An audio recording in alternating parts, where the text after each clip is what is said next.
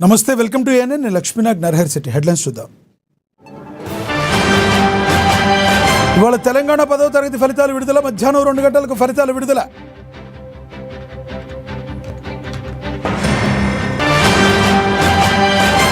బెంగాల్లో రెండో విడత పోలింగ్. ఉదయం 9 గంటలకే 18.39% పోలింగ్ నమోదు.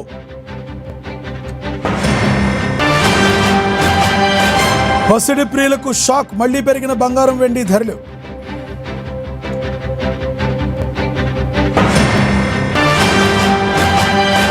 మీర్పేటలో దారుణ హత్య. బార్పై కత్తితో విచక్షణారహితంగా దాడి చేసిన భర్త.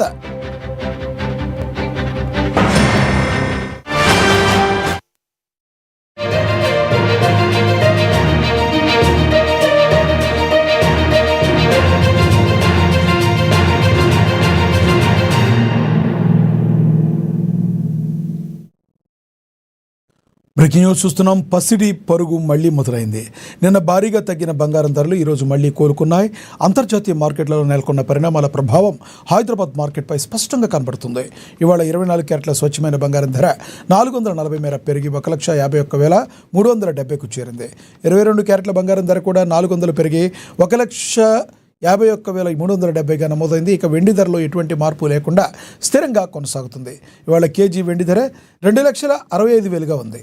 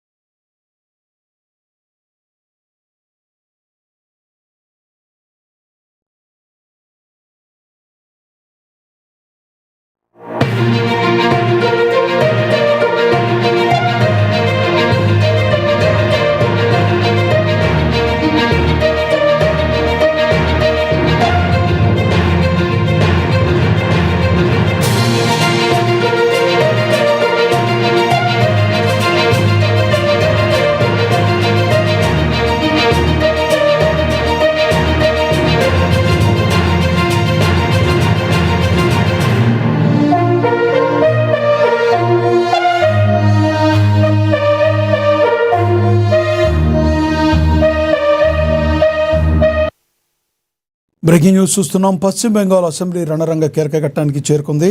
రాష్ట్ర వ్యాప్తంగా 142 అసెంబ్లీ స్థానాలకు రెండో విడత పోలింగ్ వేగంగా కొనసాగుతుంది. ఉదయం 9 గంటలకే ఓటర్లు భారీగా తరలి రావడంతో 18.39% పోలింగ్ నమోదైంది. ఉత్తర దక్షిణ 24 పరగణాల జిల్లాల్లో ఓటర్లు ఓటు హక్కు వినియోగించుకునేందుకు పోలింగ్ కేంద్రాల వద్ద బారులు తీరారు. ప్రజాస్వామ్య పండుగలో పాల్గొనేందుకు యువత నుంచి వృద్ధుల వరకు ఉత్సాహం చూపిస్తూ ఉండడంతో పోలింగ్ శాతం మరింత పెరిగే అవకాశం కనబడుతుంది. ముఖ్యమంత్రి మమతా బెనర్జీ, బీజేపీ నేత సువేందు అధికారి మధ్య సాగుతున్న ఈ పోరు ఇప్పుడు దేశవ్యాప్తంగా హాట్ టాపిక్గా మారింది.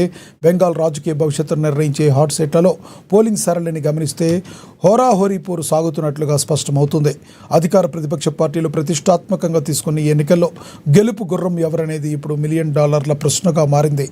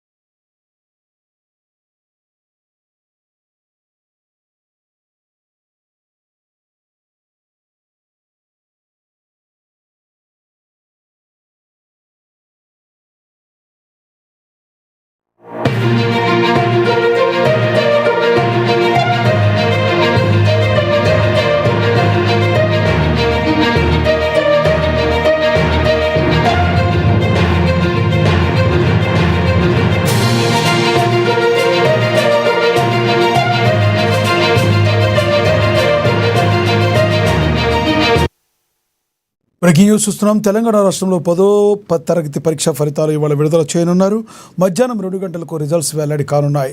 ప్రభుత్వ సలహాదారు కె కేశవరావు, విద్యాశాఖ secretary Yogita Rana, school education department director Naveen నికోలస్లు 10వ తరగతి ఫలితాలను విడుదల చేయనున్నారు.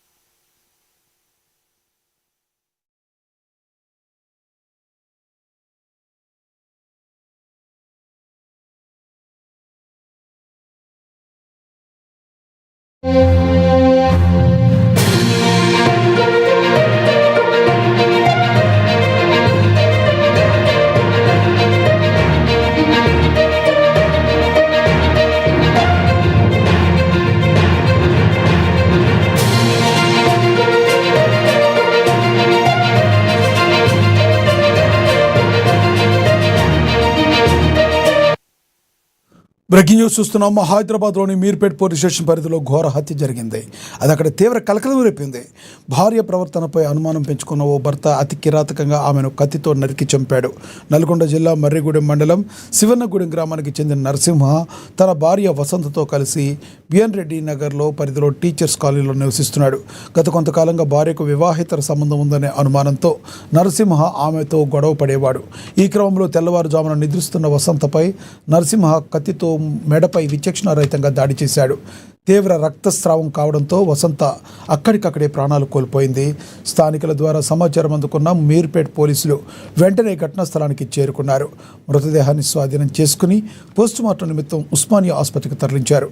నిందితుడు నరసింహను అదుపులోకి తీసుకుని హత్యకు ఉపయోగించిన కత్తిని స్వాధీనం చేసుకున్నట్లుగా తెలుస్తుంది.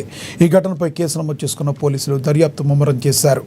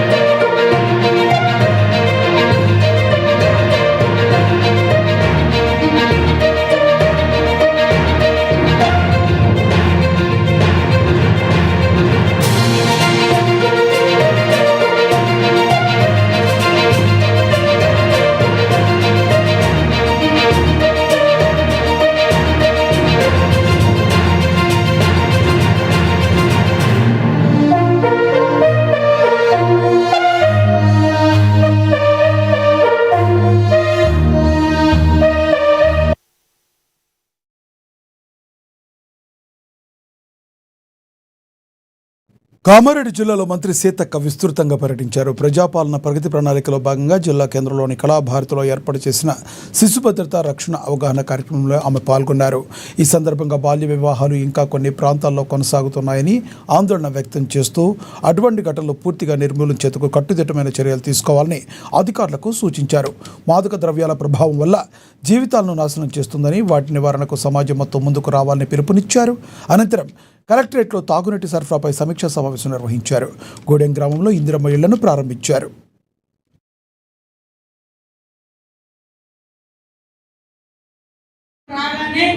అందులో డ్రైవర్ మహిళా కానిస్టేబుల్ ఉంటారు, మరి అందులో ఉండే పోలీస్ ఆఫీసర్లు అందరూ కూడా ఉమెనే ఉంటారు, మహిళలే ఉంటారు.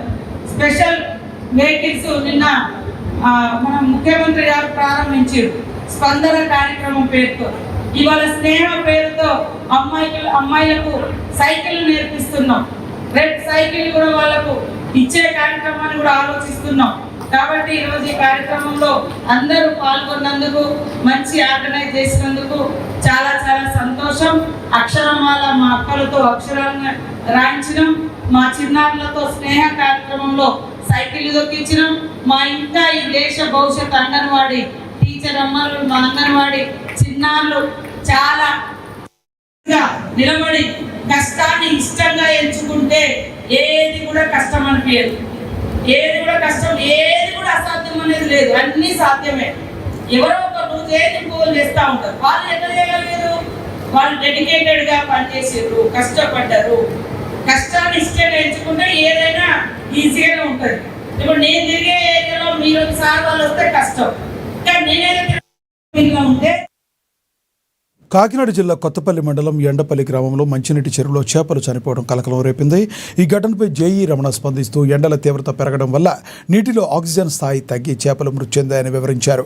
ఇప్పటికే చెరువును శుభ్రం చేయించామని, నీటి నమూనాలను పరీక్షల నిమిత్తం కాకినాడ ల్యాబ్కు పంపినట్లుగా తెలిపారు. ప్రజలకు నేరుగా నీటిని సరఫరా చేయడం లేదని, పూర్తి స్థాయిలో శుద్ధి చేసి పరీక్షించిన తరువాతే నీటిని వదులుతామని, ఎటువంటి అపోహలు నమ్మవద్దని ఆయన కోరారు. చేపలు అనేది మన చెరువులో మనం వేయలేదండి. అది మన కాలం నుంచి వచ్చే నీటితో పాటు పిల్లలు వస్తుంటాయి, ఆ చెరువులో అలా పెరుగుతూ ఉంటాయి. కాబట్టి ఈ ఎండాకాలం వల్ల వేడెక్కడం వల్ల ఈ మనం చేపలు అనేది ఆక్సిజన్ సరిపోక చనిపోవడం జరిగింది. అవి అంతగా అవి కూడా ఎక్కువ కాదు, రోజుకి 2-3 గంటలు పడుతున్నాయి, తీసి పక్కన పెట్టాము. అంతేగాని రెగ్యులర్గా ఏమి దేని కలుషితం వల్ల జరిగింది ఏం కాదు. ప్రజెంట్ అయితే బాగా ఉందండి, అవి కూడా తీసి పక్కన పెట్టడం జరిగింది. సార్, ఇప్పుడు దీనివల్ల నీరైనా కాలుష్యం అయిందా, పాడవడం జరిగిందా, లేదంటే దాని మీద చర్యలు తీసుకుంటున్నారు? మేము ఆల్రెడీ నీరు చూసామండి. పైగా ఎందుకైనా మంచిదని చెప్పి ఆ నీరు కూడా మేము కాకినాడ ల్యాబ్కి పంపించడం జరిగింది రావాట్లో. కాకపోతే చేపలు ఆక్సిజన్ లెవెల్ లేకపోవడం వల్ల చనిపోయాయి కాబట్టి మేము ఆల్రెడీ పంపించేటప్పుడు క్లీనింగ్ ఫిల్టర్స్ చేసేటప్పుడు ఏరియేషన్ చేయడం జరుగుతుంది, అంటే ఆక్సిజన్ లెవెల్ పెంచడం జరుగుతుంది. సో మనకి పంపించే వాటర్ దీనికి ఎటువంటి ఇబ్బంది ఉండదు, శుద్ధి చేయడానికి మనకి ఇబ్బంది ఉండదు. కాకపోతే చేపలు చనిపోకుండా ఏం యాక్షన్ తీసుకోవాలని మేము ఇప్పుడు ఏరియేషన్ క్రియేట్ చేయడానికి ట్రై చేస్తున్నాం. ప్రజలు అయితే మామూలుగా వచ్చారండి, రావడం అంటే ప్రజలు మామూలు పనిచేయడానికి వచ్చారు. అక్కడ ఉపాధి పని వచ్చిన వచ్చి సరే దీనివల్ల ఇబ్బంది అవుతుందని అడగడం జరిగింది. ఇప్పుడు కూడా మేము రావాలని డైరెక్ట్గా ఎవరికి ఇవ్వం, ఎలాంటి వాటర్ని మనం ప్యూరిఫై చేసి మనం ఫిల్టర్స్ ద్వారా ఇస్తాం. అది ఫిల్టర్ చేసిన వాటర్ని కూడా మనం టెస్ట్ చేసిన తర్వాత మనం సాటిస్ఫై అయితే ఇస్తున్నామండి. వాళ్ళకు కూడా చూపించడం జరిగింది. వాళ్ళు కూడా టెస్టింగ్ క్లియరెన్స్ అయిన తర్వాత వాటర్ కూడా చూస్తున్నారు, బాగా క్లియర్. చేపలు అనేది ఏలూరు జిల్లాలోని ప్రముఖ పుణ్యక్షేత్రం ద్వారకా తిరుమలలో వైశాఖ బ్రహ్మోత్సవాలు కన్నుల పండుగగా జరుగుతున్నాయి. ఉత్సవాల్లో భాగంగా మంగళవారం శ్రీ చినవెంకన్న స్వామివారు అహల్య శాప విమోచన అలంకారంలో భక్తులకు దివ్య దర్శనమిచ్చారు. ఉదయం సూర్యప్రభ వాహనంపై, రాత్రి చంద్రవాహనంపై స్వామివారు ఉభయ దేవేరులతో కలిసి గ్రామోత్సవంలో పాల్గొన్నారు. వేద మంత్రోచ్చరణల మంగళ వాయిద్యాల మధ్య జరిగిన ఈ వాహన సేవలను తిలకించేందుకు భక్తులు పెద్ద ఎత్తున తరలివచ్చారు.